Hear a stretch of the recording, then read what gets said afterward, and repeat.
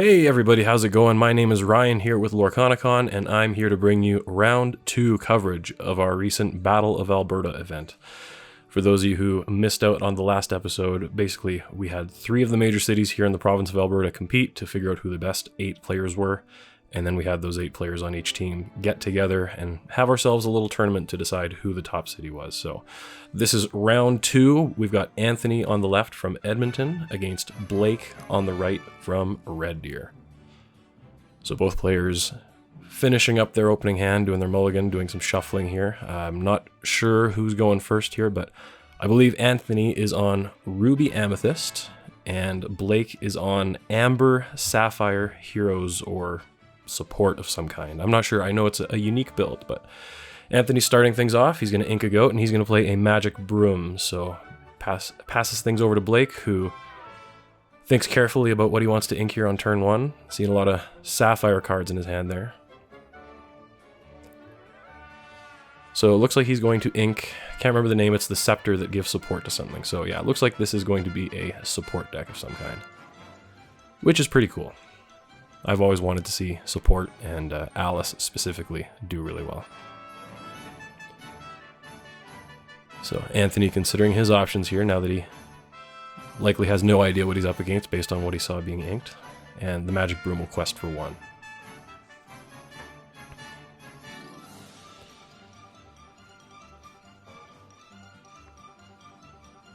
Looks like Blake drew a Chicha, so he'll ink a hideaway and he'll play the Chicha. So Chicha seems like a pretty good card in this deck. Gonna help him out with the card draw while also lending into the support mechanism. Anthony inks a followers, and does he hardcast the friends, or what does he do here? Considering his options, thinking about brawling in. Yeah, it looks like he's gonna brawl the Chicha. And then quest for 1 with the broom, slowly gain some lore here and pass it off to Blake.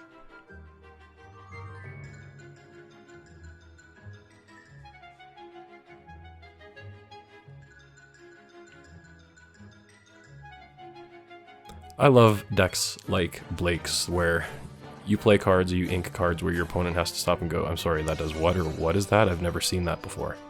Stuff like that is awesome. And looks like Blake is going to do some ramping. He's going to play the Mickey Detective, go up to 4 ink. Anthony inking a Sisu to play a rabbit, who I'm assuming is going to be singing a Friends on the Other Side next turn, and then quest with the rabbit, perhaps, or quest with the broom, perhaps. And that is what he's going to do, because Mickey Mouse can't challenge into it and take it out, and it can't imagine that Blake is going to be doing anything that's going to make Mickey any bigger.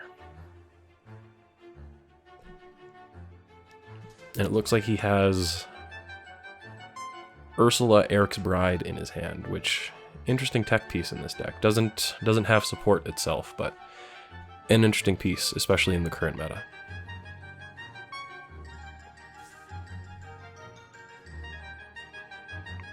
Yeah, it looks like because of how many different things Blake's deck is looking to do, he's having a lot of thoughts on what to ink here, just because inking one thing could cripple his ability to do one game plan. So he's got to decide which of these 2 avenues am I going to go down? Which am I going to commit to? See, in addition to the bride, he's got a Let It Go, and he's going to play the Popsicle, draw a card. Ink the Let It Go. Play the Eric's Bride, and pass it off to Anthony. So now he's going to, every time she quests, he's going to be able to look at Anthony's hand, make him discard a non-character card. So it doesn't even specify that it needs to be a song, just that it is a non-character, which is incredibly, incredibly good when you are playing a character deck that doesn't want to have to worry about that kind of stuff. And as we predicted, Anthony using the rabbit to sing Friends on the Other Side. We see he draws into the Be Prepared, and now he's going to hardcast a second Friends on the Other Side with 1 ink, likely playing that broom that we saw him draw into. Don't believe he's inked for turn yet, though.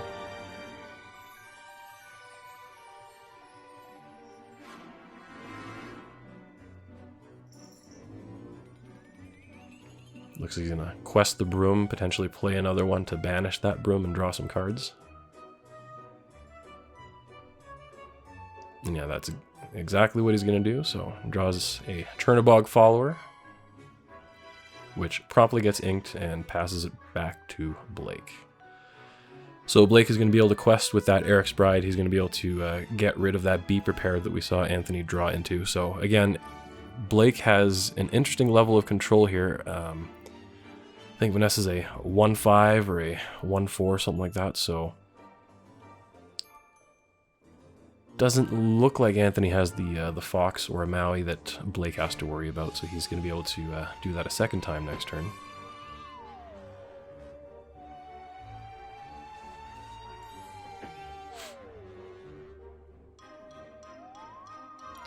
And for 4, he's going to play a Grammatala, so look at a Cogsworth, look at another card that I couldn't quite see.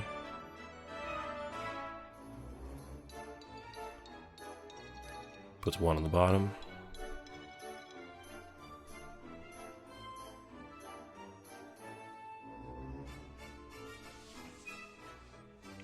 And again, it's interesting because I still don't know what this deck is looking to do. It's doing something, I just don't know what that thing is yet. Which is always a lot of fun. Less so for Anthony, who's trying to figure it out.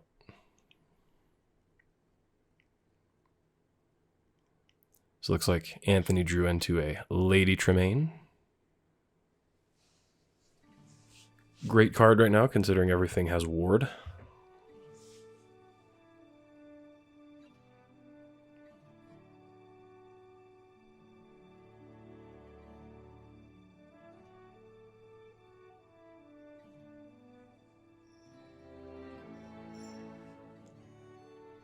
So Anthony is going to use the rabbit and the broom to take out the Detective Mickey.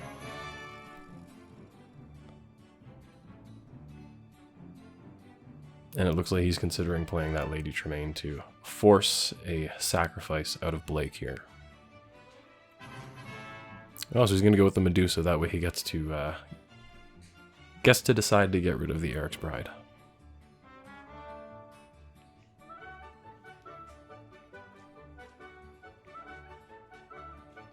Blake playing a Fishbone Quill. So he's going to be able to ink another one, go up to 7. And I don't believe he's manually inked for turn yet. So play a Grammatala, look at the top 2. Keeps 1, puts the other on the bottom. Not quite sure what he drew into there, but Grammatala is going to take out the Magic Broom. And he's going to pass it back over to Anthony. So Grammatala, not exactly an imposing force, a 3/3 that only quests for 1. Medusa is going to be able to take it out. If Anthony really wanted, the Broom would be able to take out the exerted Grammatala right now, so. But he chooses to go the other route, which makes total sense. And then he'll likely play something else so that he can get some value out of that Broom before it dies. So, draw 2 cards. And he does exactly that.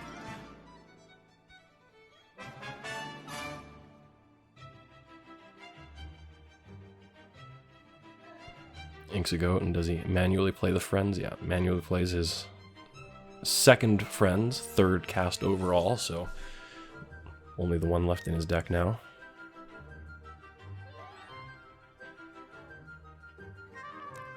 So Blake is going to pay 4, and is this a Hiram? Is he going to get some card draw going? It is, it's a Hiram. Pop the popsicle. And it looks like his hand's got a bunch more ramp. I see a Tipo in there. He got the 3 unexerted. He has a Fishbone available, so he could go up to 5 more ink at his disposal. Bring him to 9 total, but let's see what he does here. Another Eric's Bride in his hand, I see. Inks the Tipo. Probably a smart play because he's a net positive for his game plan at this point. Grammatala will take out the Madame Medusa, so now it's going to be a battle of Flaversham and the Rabbit. But Blake follows up with the other Eric's Bride, so... There's the fourth and final Friends on the other side. And did Anthony get the Be Prepared? Inca Flynn. Sisu will, Sisu will do just as well.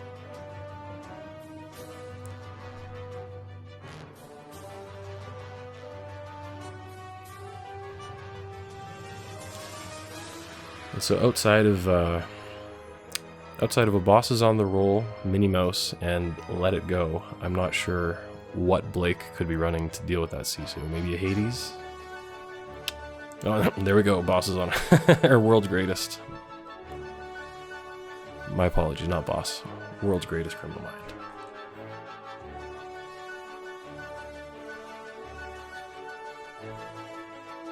Wow, there's only 3 answers that I could potentially have. Well, I just so happen to have one of them. But we've kind of hit the critical value point for these Ruby Amethyst decks, where they can just kind of play anything and continue to get value off of it. Like that Queen's Castle right there is... that's going to be a killer, because it's going to start to get that lore really quickly. Blake's playing support, so his stuff is on top of, you know, having to dry. He's going to need multiple characters to be able to benefit off of it. So that castle might have spelled the end for Blake. See, Mufasa's a really cool play. It's gonna open up a lot of options to Blake on his next turn, obviously, but Mufasa's also very small, so it's going to be really, really tough for him to use that to take out the Queen's Castle. Inks the Wendy. Fishbone's another card, so that he can hide away the Queen's Castle. So Blake just having the answer to everything at this point. Though I believe Anthony still has that Lady Tremaine. Yeah, there she is. Yeah, and that's the thing. Again, these Ruby Amethyst decks, they just get to this point where they just kind of seem to have an answer for everything that gets played. Blake has lost his Hiram, he's lost the Mufasa, so not a lot of options to him. It looks like he's only got the 1 or 2 cards in hand.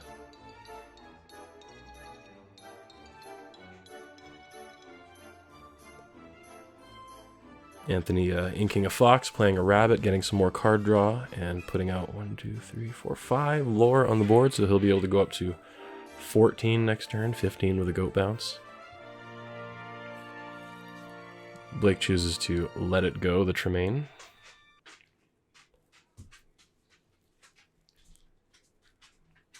Fishbone quills what looks like his final card in his hand, and Blake will be top decking.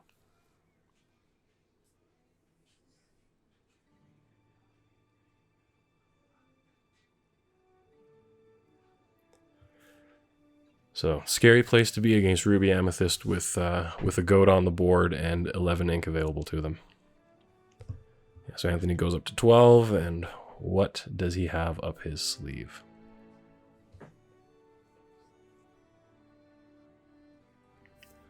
Yeah, play a fox, bounce the rabbit, get some more card draw. Play the rabbit, even more card draw. Chernabog, even more card draw. Plus it just goes wide, more lore generation for him, so best to hold back on some of his value removal pieces, even though some of them quest for 1 or 2 here. And it looks like Blake just says, no, I cannot overcome what you have presented. Let us pick up our cards, let us go to game 2.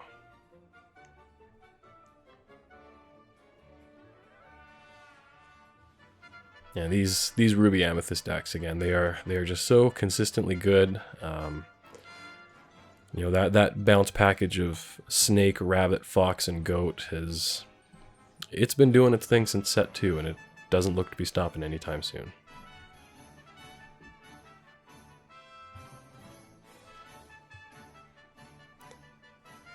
So Blake will be on the play this time. See if that creates any more of an advantage for him. I know that'll definitely support. It'll definitely support a support deck. I'm here all week.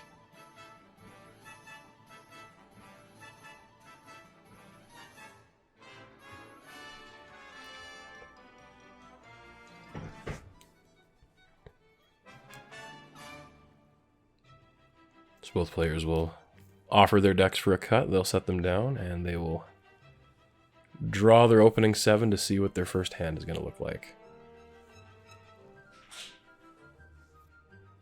So see a Broom, a Tremaine, and a Flynn Rider in Anthony's hand. Looks like he's going to be keeping the Broom, going to be keeping the Flynn Rider, and I think he kept a Friends on the other side. He draws into the Chernobog. He's got the Chernobog follower, he's got the Flynn, he's got the Sisu, he's got the Queen's Castle. His turn 1, 2, 3, 4, as he wants it, is there for the taking.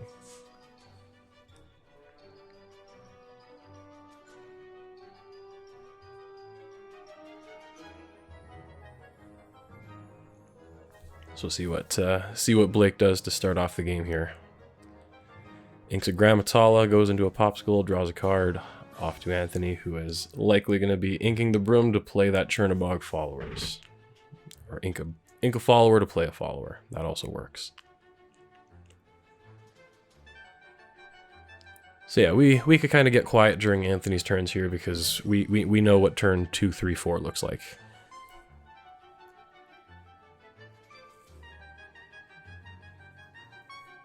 And Chicha, a very interesting card, especially in this situation, going first on the play. She does have to quest, so right now doesn't exactly help, but she will beef up that Mickey Mouse, who will be able to take both the Flynn and the Chernobog out without being banished in the trade back. Though I can't imagine Anthony's going to be questing the Chernobog or the Flynn. And here's the Sisu. If he quests Chernobog, he'll banish it.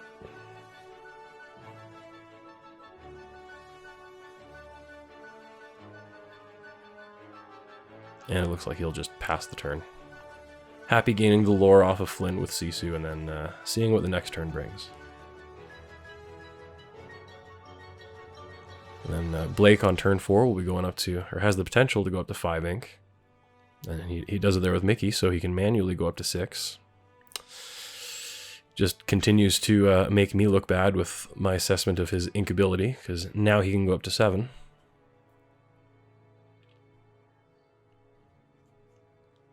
Though,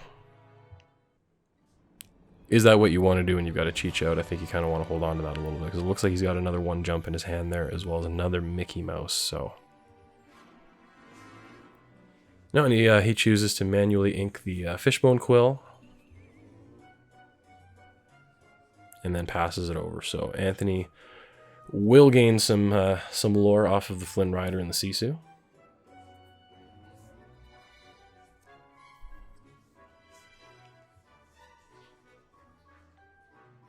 But again, interesting situation, because does he wanna turn that Sisu sideways and welcome some challenges from Blake? Oh, and that great answer to that, because now he doesn't have to worry about the Mickey Mouse doing it or being able to do anything.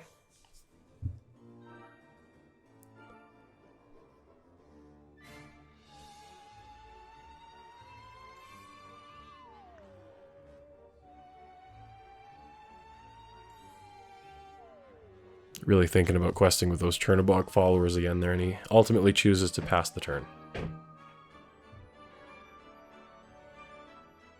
So Blake with all of the ink in the world. Inking a Cogsworth. Does he have the Mufasa again? No, it looks like he's got Grammatala, 2 Let It Goes, and I am not sure.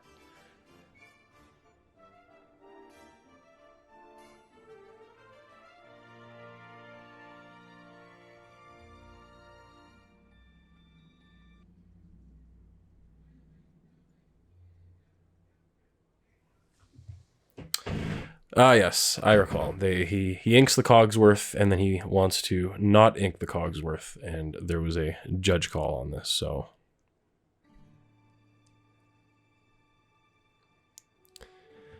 I recall this situation now. So that's what's that is what is happening at this point. Is yeah, they're asking a judge what the ruling is. The judge is going to tell them, well, it's up to your opponent if he lets him take you back, or lets you take it back. I can make a ruling based on that if you want to object to that, but right now it's kind of up to your opponent. And I believe Anthony ultimately chooses to let him put the Cogsworth back into his hand. So.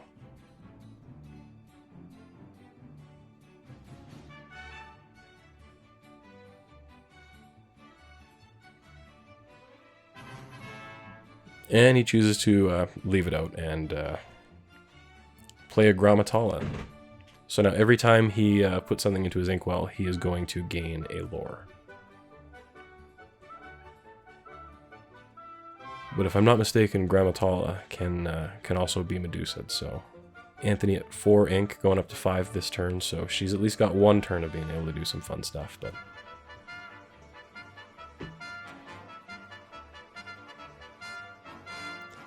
so Anthony singing his 6th friends on the other side in this matchup, and he's drawn into the 7th one right there. He's going to play a Queen's Castle, which looks to be pretty safe. I can't tell if Blake has the Hideaway in his hand right now, but moves the Flynn Rider into the castle and then passes it back to Blake. So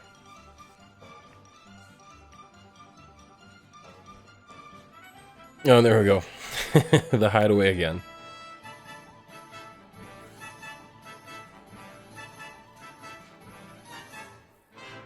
So Blake gonna play Mickey Mouse, gonna gain a lore.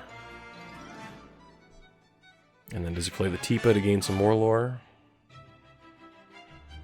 Because it looks like his hand is getting thin of options. Yeah, it looks like he inks the Tipa.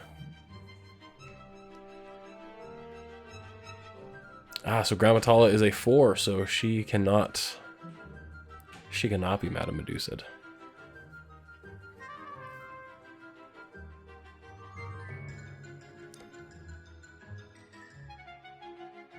So passes it over to Anthony. So interesting situation, though Anthony can just as easily play Be Prepared right now.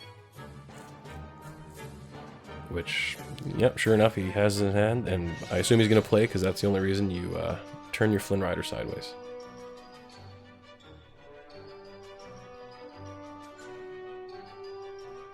But I do like the part where he preemptively tried to banish his Flynn Rider.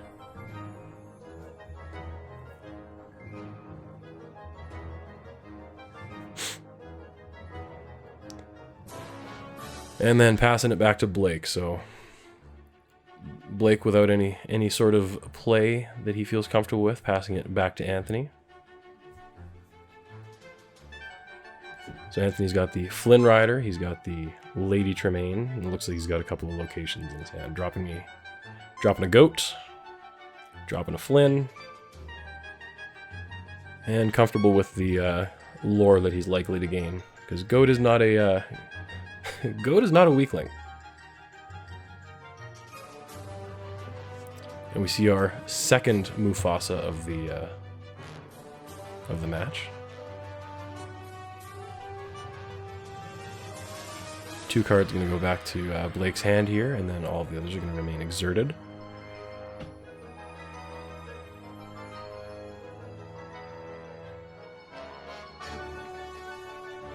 But again, Anthony's still with that Be Prepared.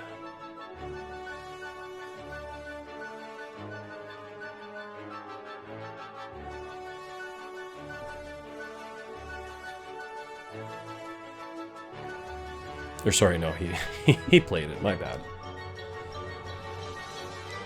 Drops a Maui, so preemptively getting ready for having to deal with that Mufasa, and also plays a library.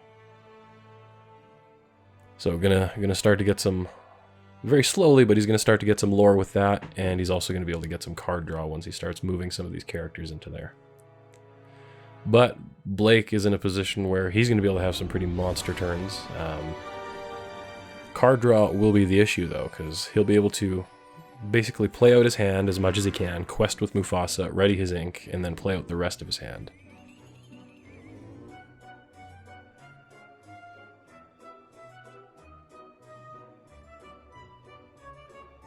So, swinging the Mufasa into the goat. Anthony's going to go up to 5.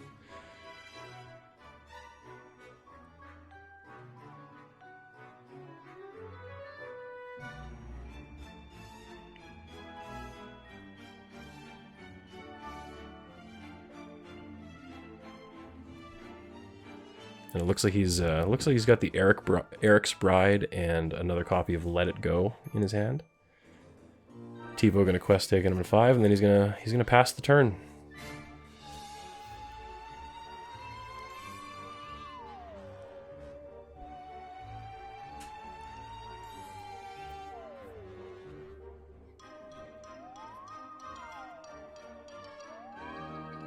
Yeah, and there's the Lady Tremaine. So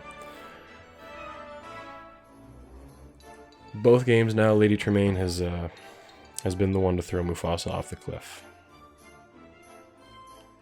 Blake with a popsicle. And he's going to play Hades, choosing to get rid of the Lady Tremaine.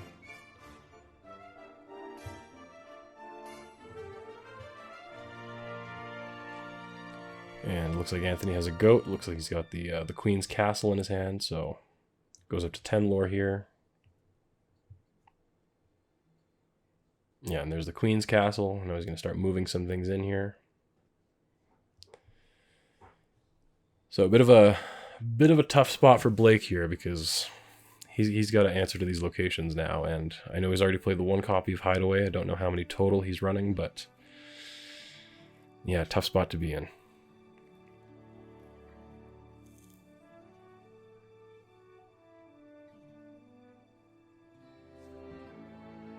So for 5 lore, he's going to Let It Go the goat. Anthony will go up to 11.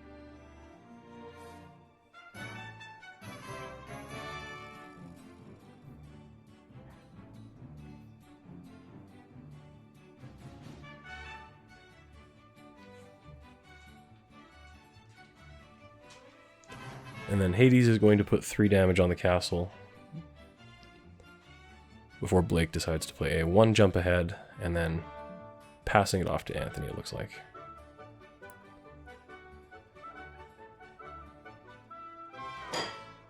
So again, Hades is a really good card, but its effect is on entry, so now that it's been played, it's just a body that quests for 2.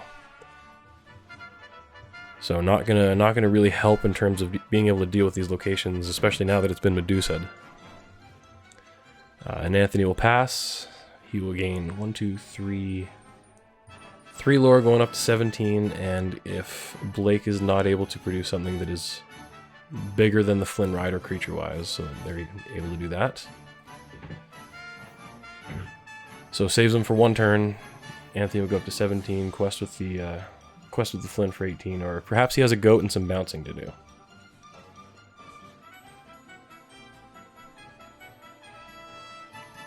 Yeah, so Flynn Rider's going to quest, take Anthony to 18.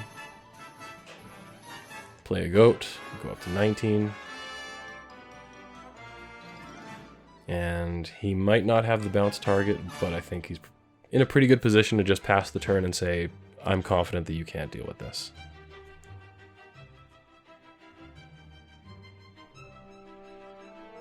And it looks like that's what he's going to do. And there's the handshake. Blake knows that there's not going to be anything he's going to be able to do to get rid of this, and Anthony is going to be our winner, taking this one 2 games to none, so good game to both players. Edmonton getting 7 points on that one. Awesome of Blake to bring an interesting deck like that, though. I always enjoy seeing players that like to take a swing at something outside of the meta. Nothing wrong with playing meta decks, but there's always a hero to be sung in those kind of off-meta decks. So thank you to Blake for playing that. Thank you to everybody for tuning in. Please make sure you comment, like, subscribe, hit the notify bell so you don't miss any future episodes or any future rounds, as we've got round 3, 4, 5, and 6 coming up here very soon. And we will see you guys very soon. Take care.